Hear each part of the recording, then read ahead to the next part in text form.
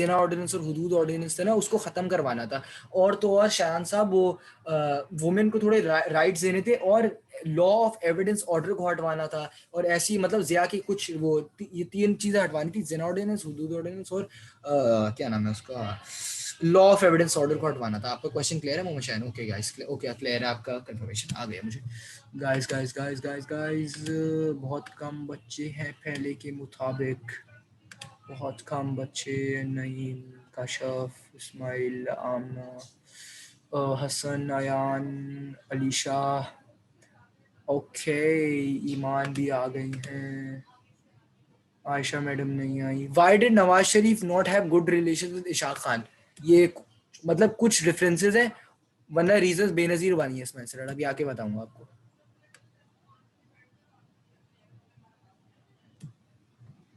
Okay, BCCI scandal, 2 minute guys, ये group में message कर दूं।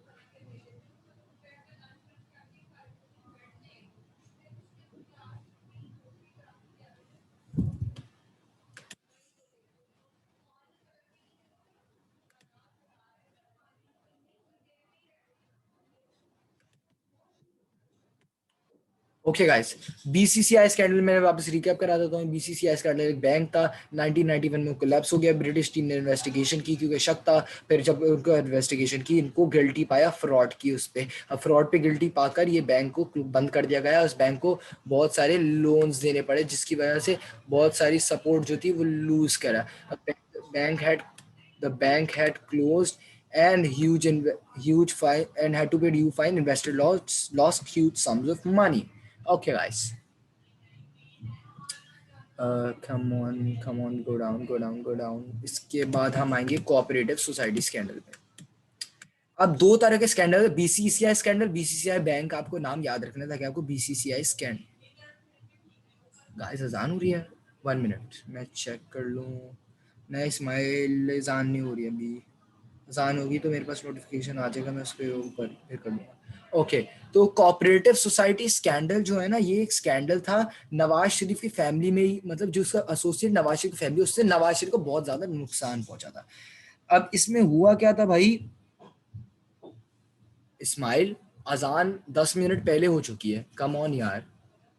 अच्छा, अब ये नवाज शरीफ को बहुत सा सपोर्ट लूज करनी पड़ी थी, अपने बहुत से लोगों की सपोर्ट लूज करी, अब ये स्कैंडल सामने आया था। अब हुआ ये था, नवाज शरीफ ने मतलब ये कोऑपरेटिव सोसाइटीज बनी थी ताकि उसके मेंबर्स डिपॉजिट करा सके, उधर पैसे डिपॉजिट करा सके, और जब उन्हें कम्युनिटी की बेहतरी के लिए कोई काम करवाना हो, जब उन्हें कम्युनिटी की बेहतरी के लिए कोई काम करवाना हो, तब ये इस कम्युनिटी का कोऑपरेटिव सोसाइटी से लोन ले सकते हैं। लेकिन हुआ क्या कि ना, मिसमैनेजमेंट की वजह से ये सोसाइटीज कोलैप्स हो गई, जिसमें बहुत millions of Pakistani had lost money, गरीबों के पैसे बहुत सारे लूज हो गए थे।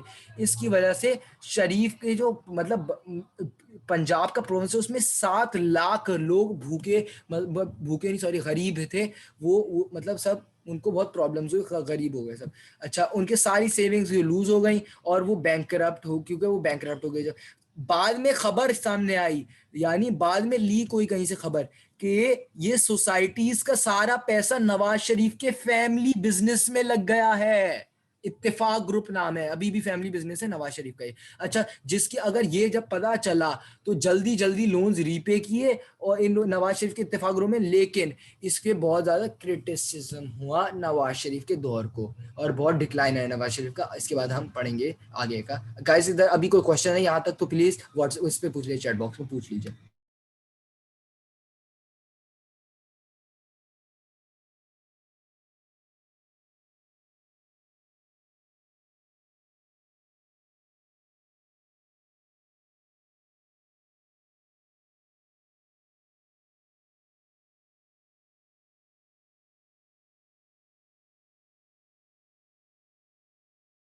अगर क्लियर है तो प्लीज क्लियर लिख दीजिए चैट बॉक्स में, ताकि मैं आगे बढ़ सकूं।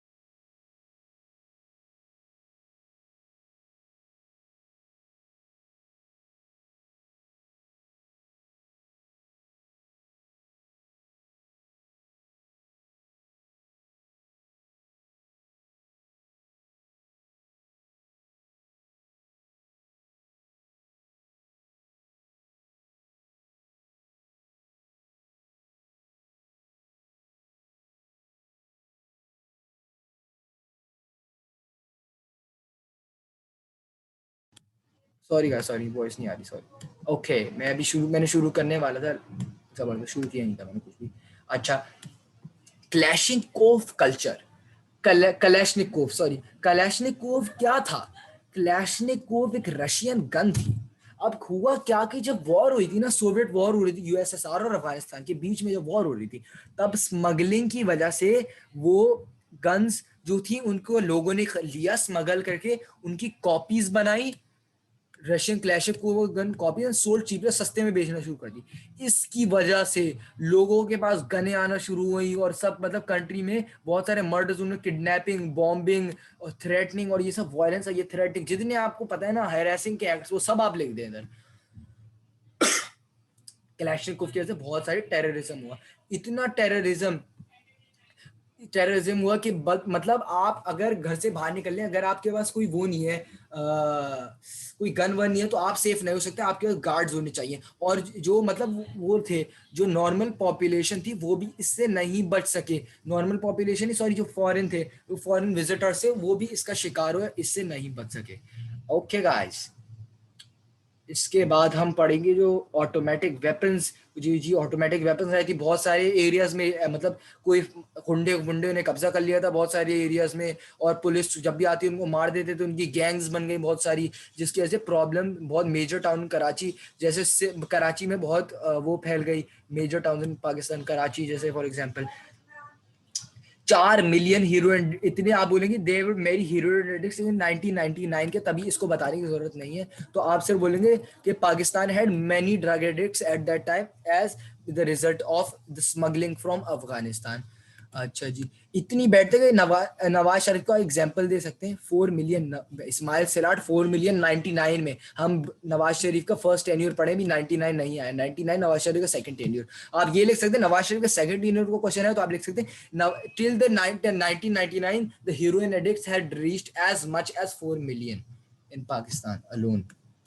Okay okay okay, and Pakistan और पाकिस्तान की ने टेररिस्ट कंट्री की रेपुटेशन यहाँ से गेन करना शुरू की थी, बाय द वे मैं आपको बता दूंगा। इतनी बड़ी सिचुएशन थी कि 1991 में नवाज शरीफ को जापान जाना था एक काम से, नवाज शरीफ को जापान नहीं जा सके क्योंकि बहुत खतरनाक वायलेंस, लोगों को मार रहे, धमाके हो रहे थे, और ये उसकी वजह से हो रहे थे। There now there were only 37 million addicts. क्या हो गया आपको इस्माइल?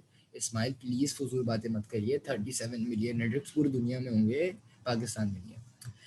ओके गाइस, गाइस अच्छा जी, उन्होंने गवर्नमेंट ने 12वीं अमेंडमेंट पास की, जिन्होंने अब लिखे 12th अमेंडमेंट। अब 12th अमेंडमेंट की ऐसी अमेंडमेंट थी कि जिसके अंदर स्पीडी ट्रायल कोर्ट्स, यानी ट्रायल जो होते थे कोर्ट्स में जल्दी जल्दी कर दिए जाए, जिससे जस्टिस सही कैरी नहीं हो पाया। इससे ऑपोजिशन बहुत उनके खिलाफ बढ़ी, लोगों ने कहा कि फंडामेंटल ह्यूमन राइट्स को दबा रहे हैं, जिसकी वजह से उनके खिलाफ ऑपोजिशन बढ़ी। ओके ओके ओके, शरीयत बिल। शरीयत बिल क्या है भाई? शरीयत बिल है एक, उन्होंने इस्लामाइजेशन के बहुत बड़े सपोर्टर थे, और जैसा कि आपको पता है पंजाब के गवर्नर जिया ने इनको अपने रखा हुआ था, और ये जिया के टाइम में पंजाब के गवर्नर थे, जिया के बहुत बड़े सपोर्टर थे नवाज शरीफ।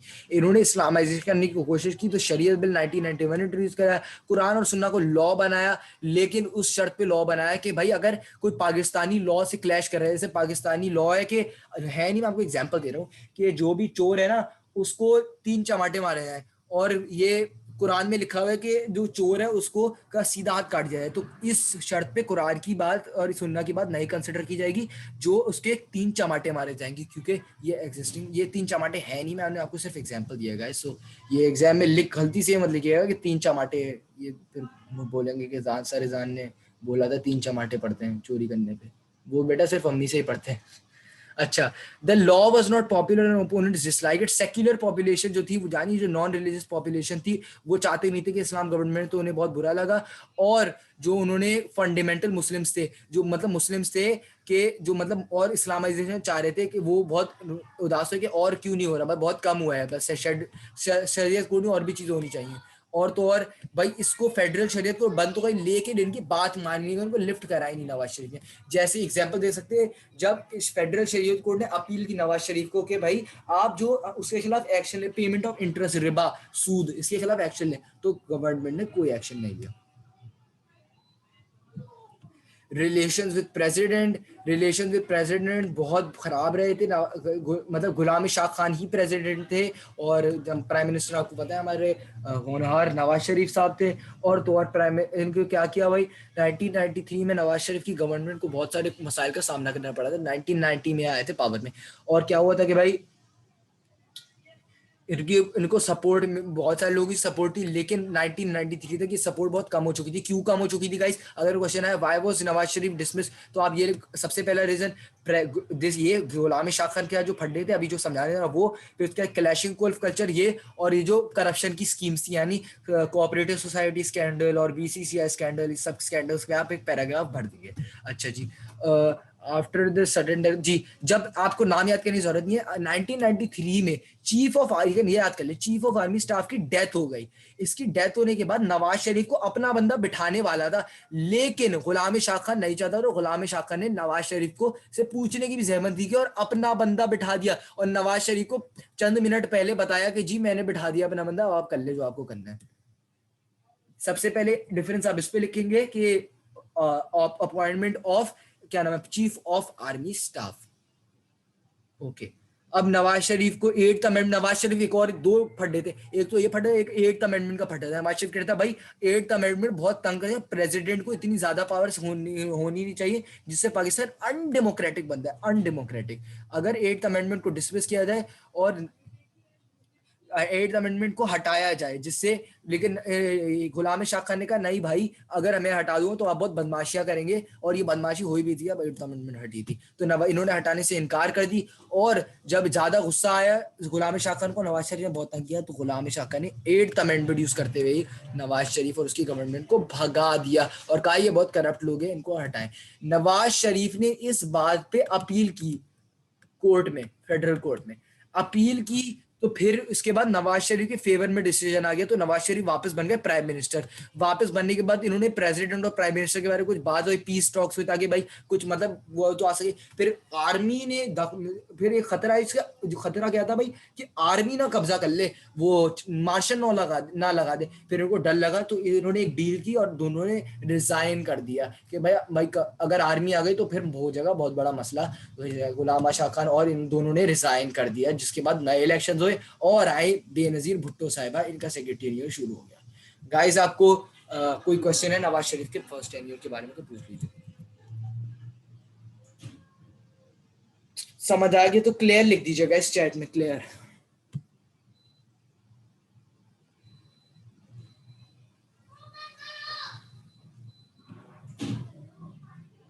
Clear clear. नवाज शरीफ की फॉरेन पॉलिसी क्या थी? आयान साहब 2 मिनट आयान साहब, आई हैव यार सेक्शन 2 के क्वेश्चन आप मुझे उसमें ग्रुप में पूछ रहे, अगर आपने डीएम कर लिया कि इस क्लास के बाद जवाब दे दूंगा आपको। Clear clear clear clear clear.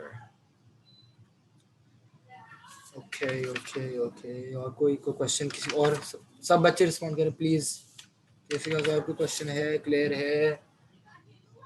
Did you have your mocks? जी उस्मान साहब मेरे मॉक्स हुए थे, उसके सोचिए मैंने इमेजिन भी नहीं किया था। क्वेश्चन नंबर 1 जो कंपलसरी क्वेश्चन था, उसमें आ गया रिलेशंस का क्वेश्चन। कोई, लेकिन मैं भी टीचर हूँ आप लोगों का, हल्का नहीं हूँ मैंने भी याद करके गया था रिलेशंस, लेकिन सबसे ज्यादा प्रायोरिटी उसी चैप्टर को दी थी मैंने, सोच के कि वो नहीं आएगा कंपलसरी में, आ गया फिर भी इंशाल्लाह 70 अबव ही मार्क्स आएंगे, अभी आएंगे, तो अभी रिजल्ट आया नहीं है यार। अच्छा अयान मुझे पता है सेक्शन 3 का। Did you have your मॉक्स, can you share the questions? यार इस्माइल के पास होगा पेपर तो मैं शेयर कर दूंगी, क्योंकि मेरा पेपर जो है ना मैंने अपने टीचर को दिया हुआ है। अच्छा जी, अब यार गाइस कैसे फजूल सवाल पूछ रहे हैं यार मुझसे, आप कोई सवाल है आपको इससे तो पूछें। मॉक हुआ था आपको और उसमें आप मुझसे क्वेश्चन मांग रहे हैं, गाइस कम ऑन यार। ओके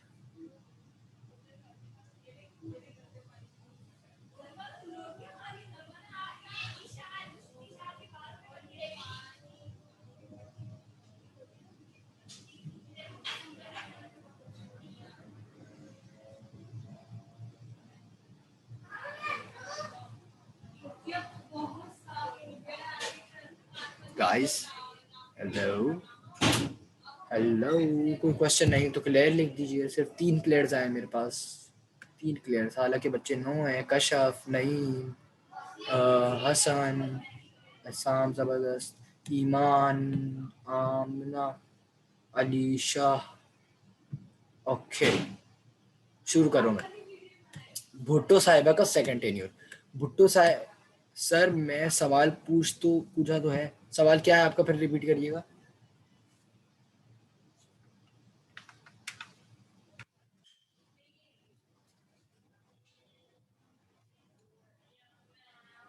अयान साहब सवाल रिपीट कर दीजिए। अयान साहब, अयान साहब।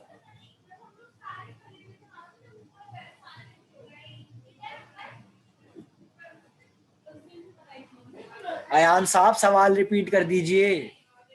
नवाज शरीफ की फॉरेन पॉलिसी, नवाज शरीफ की फॉरेन पॉलिसी में तो बहुत कम है भाई। सबसे पहले नवाज शरीफ का आप लिखेंगे, जो गवादर मिनी पोर्ट मैंने आपको बताया था ना, वो चाइना से एड लेके बनाया था नवाज शरीफ ने। और जो मोटरवे, वो उन्होंने, सॉरी, गवादर मिनी पोर्ट का आप एग्जांपल देंगे, फॉरेन पॉलिसी का है, उन्होंने चाइना से एड लेके बनाया था। और इतनी मतलब फॉरेन पॉलिसी की नवाज शरीफ की डिस्क्रिप्शन नहीं है।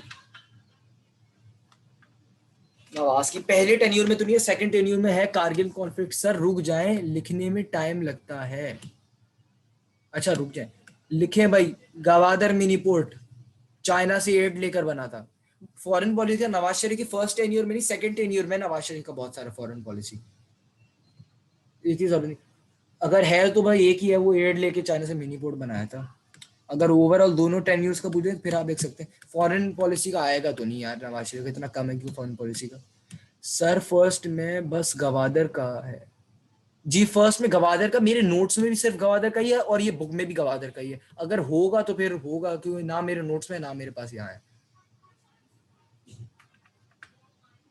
सर मेरे मॉक में आ गया था। ओए होए होए, बड़ा खतरनाक सवाल है।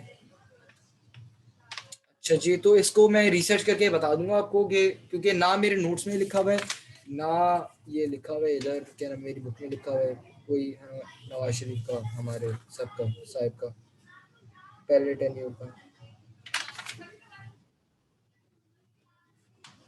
इस्माइल सिलाट साहब बड़े रेगुलर स्टूडेंट हैं, लेकिन बड़ी देर से आए। ओके गाइस, मैं स्टार्ट कर रहा हूँ। ओके, स्टार्ट कर रहा हूँ। ओके सर, बता दिएगा, थैंक्स, मैं रिसर्च करके बताऊंगा। इस्माइल सिलाट आ गया। ओके, अब हम देखेंगे उनकी पॉलिसीज, भुट्टो साहब की पॉलिसीज। भाई ये आई, इन्होंने सबसे पहले इस आपको अगर आपको पता, अगर मैं अब ये भी बताया था आपको कि अभी गुलाम इशाक खान और नवाज शरीफ ने रिजाइन कर दिया था। फारूक लेघारी हमारा आया था नया प्राइम मिनिस्टर, और ये भी पीपल्स पार्टी का ही था, जिसकी वजह से एक्सपेक्टेशन हुई थी कि रिलेशंस अच्छे ही होंगे इनके बीच में। अच्छा, पीपल्स पार्टी का मेंबर था फारूक अहमद खान लेघारी। फारूक लेघारी याद रख लें, काफी होगा, इतना लंबी लिखी हुई, पूरा नाम लिखा हुआ है। अच्छा, अच्छा, इन्होंने कहा, लेघारी ने कहा था कि भाई मैं 8 अमेंडमेंट रिवोक कराऊंगा, लेकिन इन्होंने ऐसा कुछ किया नहीं, लेकिन 8 अमेंडमेंट यूज जरूर कर ली इन्होंने। और इन्होंने क्या कि भाई वुमेन के राइट जो पहले टेन्योर में होता, वही इन्होंने प्रॉमिस किया, वुमेन के राइट रिड्यूस करवाऊंगा भाई। और रिलीजियस कोड जो है उसकी थोड़ी पावर रिड्यूस करवाऊंगा, और वुमेन के राइट इंक्रीज कराऊंगा, ये कहा था। और गाइस आप, ये क्या आ गया।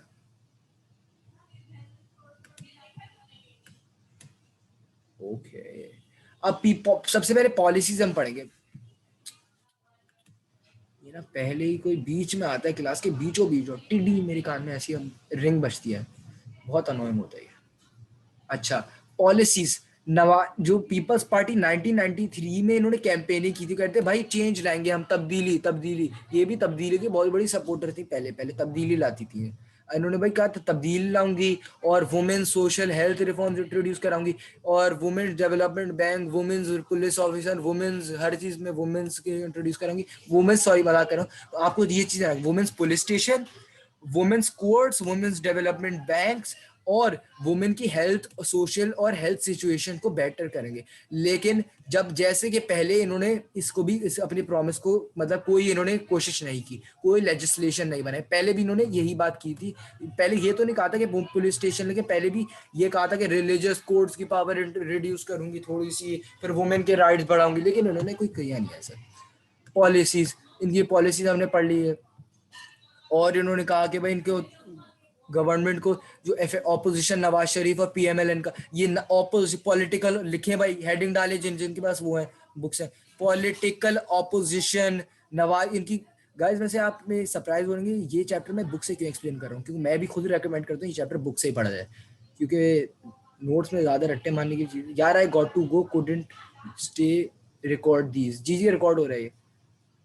ओके, ये गवर्नमेंट जो थी उनकी, उन्होंने बहुत डिफिकल्ट, क्योंकि पहले की तरह नवाज शरीफ ने, पहले भी नवाज शरीफ इनको बहुत तंग किया, अब भी नवाज शरीफ बहुत तंग करे। पहले नो कॉन्फिडेंस मोशन पहले टेन्यूर में, दूसरे टेन्यूर में ट्रेन मार्च, यानी कराची से पेशावर गई है और पूरे क्राउड्स को अपनी बातें सुनाते हुए कि ये आंटी आ गई है हमारी हुकूमत बेनजीर साहिबा और ये हमारे ये कर रही है, उनको बताया कि राइट्स नहीं दे रही और ये सब किया। अरे जब समझ तो होंगे मैं क्या कहना चाह रहा हूँ कि फिर एक और ये नया आ गया सब्जी सर जी। अच्छा गाइस आपको समझ में आ गया ना, और कि मतलब बहुत सारी क्रिटिकल स्पीच, ट्रेन मार्च, और इन्होंने क्या किया भाई, बेनजीर ने अरेस्ट करना शुरू कर दिया लोगों को। अरेस्ट किया तो यह समझी थी कि भाई लोग रुक जाएंगे, लेकिन ये मेजर्स ने इन रोके नहीं, बल्कि इनको लिए पॉलिटिकल ऑपोजिशन को इंक्रीज कर दिया। पॉलिटिकल ऑपोजिशन के अंदर ये कार्रवाई करेंगे आप जब आएगा इनकी डाउनफॉल की रीजंस। गाइस इनके सक्सेसेस और फेलियर्स है ना, उनके नोट्स मैं आपको दिखाता हूँ यार गाइस, ये नोट्स हैं उनके सक्सेस और फेलियर के, ये रे नोट्स। ये बहुत मतलब इसमें रट्टे वाली चीजें ज्यादा हैं और वो बहुत कम है रट्टे वाली। देखिए पॉइंट्स, कुछ मैंने पॉइंट्स आपको पढ़ा दिए, 2-3 पॉइंट्स ऐसे होंगे। ये F-16 का पॉइंट ये पढ़ाया नहीं है, सेल रुक गई थी F-16 का भुट्टो के दौर में, तो ये आप खुद रट्टा मान लिएगा इसका सक्सेस फेलियर के उसमें लिखने के लिए। शेयर कर दीजिएगा नोट्स, अभी कर देता हूँ सर जी, अभी अभी बिल्कुल अभी, किसी ब्रेक के बगैर शेयर कर देता हूँ आपसे नोट्स मैं। ओके गाइस आपको मैं शेयर कर चुका हूँ, ले आप देख लीजिए ग्रुप में, 1 2 3। अब गाइस आपके पहुंच जाएंगे नोट्स, जबरदस्त हो गया। अच्छा गाइस अब मैं कह रहा था कि भाई बहुत सारी चीजें थी जो ये पॉलिटिकल ऑपोजिशन हमने पढ़ ली। अब हम पढ़ेंगे करप्शन केसेस, या इसको कह सकते हैं हम फैमिली क्वारल्स। अच्छा गाइस फॉरेन रिलेशन में थोड़ा रश करके पढ़ाऊंगा मैं, तो प्लीज़ इतना अगर मैं अच्छा नहीं पढ़ाऊँ तो उसके लिए प्लीज़ मुझे एक्सक्यूज़ कर दिएगा, क्योंकि अभी मेरे कज़न्स आए हुए हैं और जैसे कि मेहमान आए हुए होते हैं, जाना होता है, मुझे भी जाना है, तो मैं फिर भी अभी रुका हूँ, जल्दी जल्दी कराने की कोशिश करूँगा आपको ये। ओके, अब फैमिली फ्यूड्स जो थी, फैमिली क्वारल्स, वो क्या थी भाई। अब इनके भाई मीर मुर्तुजा भुट्टो, नाम याद कर ले, मीर मुर्तुजा भुट्टो। भाई एक इनकी अम्मी थी नुसरत भुट्टो, ये चाहती थी मीर मुर्तुजा भुट्टो कंट्रोल करे, क्योंकि वो कल रख ले रिलेशंस वाली क्लास, रिलेशंस वाली क्लास आज मैं जल्दी से रश करा देता हूँ ना यार। अच्छा मुर्तुजा, क्योंकि उसमें रट्टे वाली चीज़ है, वो कौन सा मतलब आपको उसको पढ़नी पड़ेगी 3-4 बार, क्योंकि रिलेशन ऐसी चीज़ नहीं है जो समझ गई भाई और बस हो गया, क्योंकि रिलेशन में मुझे खुद प्रॉब्लम होती हो रही थी, तो प्लीज़, क्योंकि रिलेशन डिटेल में पढ़ा देते समझ नहीं आता वो। यार मैं वॉइस रिकॉर्ड कर दूंगा, या फिर एक और मामला हो सकता है वॉइस रिकॉर्ड कर सकता हूँ मैं, आपके वॉइस रिकॉर्ड मंजूर मंजूर है आप सबको। ओके ओके जी, जिसको इख्तलाफात तो उनके मंजूर है, बेस्ट है, ज़बरदस्त। फिर पूरे सीआई तक तीनों हर रोज सुनते रहिएगा आप रिकॉर्डिंग्स को, याद हो जाएंगे आपको, मजाक कर रहा हूँ। अच्छा अब मुर्तुजा को ऐसे, जी जी जरूर, अच्छा जी। अच्छा तो मुर्तुजा भुट्टो सबसे पहले, नुसरत भुट्टो, मुर्तुजा भुट्टो, फिर मुर्तुजा भुट्टो उनको अपोज करने लग गए। मुर्तुजा भुट्टो कहते हैं भाई ये वो अपने बेनजीर भुट्टो फादर के प्रिंसिपल को मतलब अपोज करते हैं, ब्ला ब्ला ब्ला। और आसिफ अली जरदारी जैसे हमेशा की तरह कार्रवाइयां करते रहते हैं, करप्शन के पहले टेलीविजन इल्जाम लगना शुरू है। मुर्तुजा भुट्टो उनके साथ नवाज शरीफ के साथ, आपने एक बात नोट करनी की है, ट्रेन मार्च में नवाज शरीफ के साथ मीर मुर्तजा भुट्टो शरीक थे। अच्छा वो अरेस्ट हो गए थे, उन्हें मतलब टेररिज्म के कुछ चार्जेस से, और उन्हें मदर, बेनजीर ने क्या किया इस रिजल्ट में, अपनी मदर को लीडिंग पोजीशन से हटा दिया। और तो इससे क्या हुआ कि बाद में मीर मुर्तजा भुट्टो को एक पुलिस उसमें एम्बुश में मार दिया गया। अब इस पुलिस एम्बुश एक बहुत सस्पिशियस थिंग पकड़ी गई कि जिन्होंने पुलिस मतलब उन्हें मारा था ना, उनको सजा देने के बावजूद उनको उनके घर पे मीर मुर्तजा भुट्टो के पुलिसमैन ने अटैक किया और मार दिया। उनको सजा देने के बावजूद उनको क्या नाम है प्रमोट कर दिया जी। तो एक जुडिशियल रिव्यू है जिसके बाद सामने आया कि मीर मुर्तजा भुट्टो के असैसिनेशन में गवर्नमेंट का हाथ था। तो ये सब आप लिखेंगे बेनजीर के पर्सनल प्रॉब्लम में, Benazir had many personal problem, या Benazir had to face many opposition from inside her family, economic problems. ये बेनजीर के बाद बहुत फनी सीन हुआ था। हुआ क्या था भाई, बेनजीर थी इकोनॉमिस्ट, यानी बेनजीर ने पढ़ाई की थी, ख्वाब था बेनजीर का इकोनॉमिस्ट बनने का, और बेनजीर इकोनॉमिस्ट बन गई थी।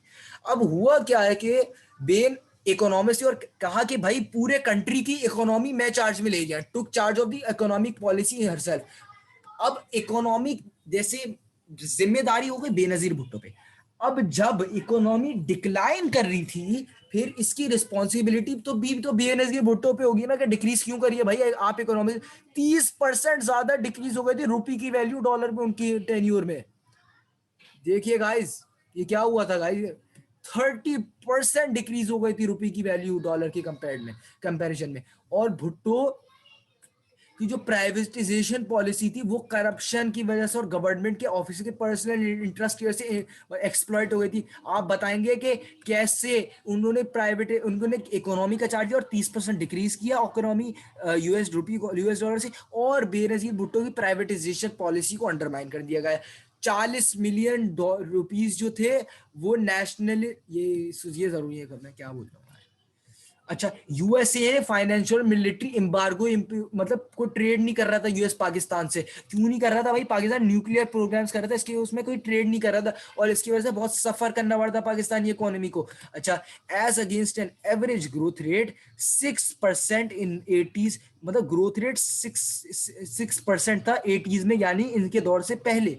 और जीडीपी ग्रोथ 4%, 2% ज्यादा गिर गई। ये स्टेटिस्टिक्स जो मैं ये कर रहा हूँ, क्या नाम है, हाईलाइट कर रहा हूँ गाइस, ये आप याद कर लेंगे। किसी का मैसेज ग्रुप में आया है, देखता हूँ मैं क्या है। Can anyone send the link which the session recording will be uploaded. यार ये रिकॉर्डिंग्स अभी अपलोड हो ही नहीं है, लेकिन इंशाल्लाह कल तक सारी रिकॉर्डिंग अपलोड हो जाएंगी। जब होंगी तो फिर मैं लिंक शेयर कर दूंगा। ओके, इसके बाद गवर्नमेंट डिसमिस्ड। ओके जी, गवर्नमेंट डिसमिस कैसे हुई। अब भाई जो ये सब आप बताएंगे, ये बताना बहुत जरूरी, ये बताना बहुत जरूरी है। और मैन्युफैक्चरिंग ग्रोथ आप ये बता सकते हैं एक्स्ट्रा डिटेल के लिए, क्योंकि मेरे ख्याल में इतनी काफी है। लेकिन अगर आपको ज्यादा, अगर आपके ध्यान में ज्यादा कैपेसिटी, और मेरे स्टूडेंट में होनी चाहिए कैपेसिटी, तो वो ये भी याद कर लें, जबरदस्त हो जाएगा। 2.3% थी मैन्युफैक्चरिंग ग्रोथ, इनके दौर में 8% से गिरी थी। वो 8% थी पहले, और इतने ज्यादा मतलब 6%, तकरीबन 6%, क्या कहते हैं 5.7% गिर गई थी इसको मैन्युफैक्चरिंग ग्रोथ के दौर में। एक और, प्रेसिडेंट लिघारी के साथ इनके अच्छे रिलेशन थे, लेकिन जरदारी से फड्डे की वजह से, जरदारी के करप्शन की वजह से इन्होंने बोला कि गवर्नमेंट क्या कर रही है यार, ये गवर्नमेंट क्या कर रही है। तो इन्होंने 8th अमेंडमेंट को, हालांकि इन्होंने वादा किया था कि मैं 8th अमेंडमेंट को हटवाऊंगा, इन्होंने 8th अमेंडमेंट को इस्तेमाल करके ये बेनजीर भुट्टो साहिबा को भगा दिया गवर्नमेंट से। इनको अरेस्ट कर लिया गया जरदारी को, और बहुत मतलब प्रोसिक्यूशन हुई इनके कोर्ट में, और इनको बहुत ज्यादा इनको जेल में रखा गया। अच्छा, तभी तो आप सुने कभी नवाज ये बोलते हैं ना, जेल मेरा दूसरा घर है। ये बहुत साल जेलों में रहे गाइस, ये आप देख सकते हैं। ओके ओके ओके, इसकी इस जरदारी की इस तरह से बेनजीर भुट्टो की इमेज वो हो गई थी। और जी फिर ये इलेक्शन हुई, जिसके बाद नवाज शरीफ जीत गए। आखिरी टेन्योर है गाइस, इसके बाद मैं मार्किंग स्कीम बता के क्लास एंड कर दूंगा।